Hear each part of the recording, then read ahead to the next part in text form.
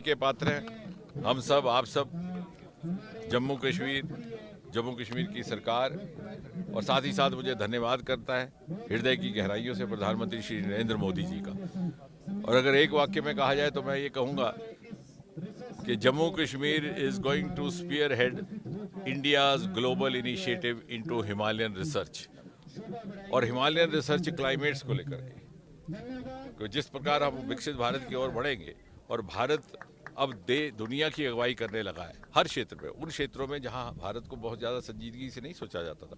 अगर क्लाइमेट के इश्यूज़ को लेते थे तो समझा जाता था कि ये भारत के लिए बहुत परे के विषय हैं, India it's too alien for India. आज मोदी जी COP20 मीटिंग में ये निर्धारित करते हैं net zero by 2070, 50% carbon emission by 2030। यानी India no longer a follower, we are ready to be followed and world is looking up to us to take cues. और हिमालय के वो क्षेत्र हैं जिनको पिछली सरकारों के द्वारा वो तवज्जो नहीं मिली जो मिलनी चाहिए थी, और इनके सरमाए न तराशे गए न तलाशे गए। अब जब हम फ्रजाइल 5 से फर्स्ट 5 पर पहुँचे और अब तीसरी इकॉनमी बनेंगे, पहले चौथी तीसरी और अव्वल नंबर, तो यही क्षेत्र हैं जो अनएक्सप्लोर्ड अंडर एक्सप्लोर्ड सेक्टर्स हैं, जो वैल्यू एडिशन करेंगे भारत की अर्थव्यवस्था में। 5-6 राज्य हमारे हिमालय की गोद में बसते हैं। दूसरा रहेगा हमारा कोस्टल एरिया, उसको लेकर भी मोदी जी ने डीप सी मिशन शुरू किया है।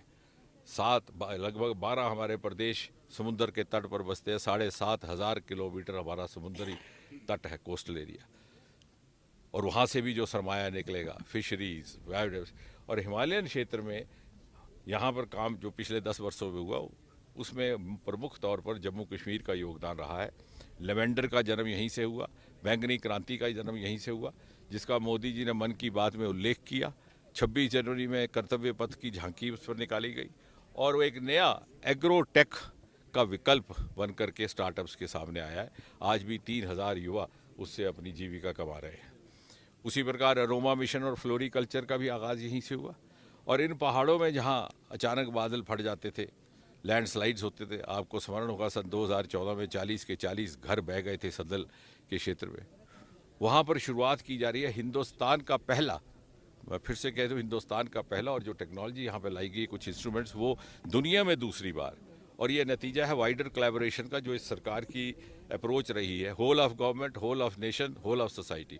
इसमें सेंट्रल यूनिवर्सिटी जम्मू का भी योगदान है, नोडल मंत्रालय मिनिस्ट्री ऑफ अर्थ साइंसेज पृथ्वी विभाग है, साथ ही साथ उसके साथ स्विट्ज़रलैंड साइंस नेशनल फाउंडेशन भी जुड़ा है, और जम्मू कश्मीर सरकार का सहयोग यहाँ की ज़मीन उपलब्ध करवाने में, यहाँ की व्यवस्था करने में।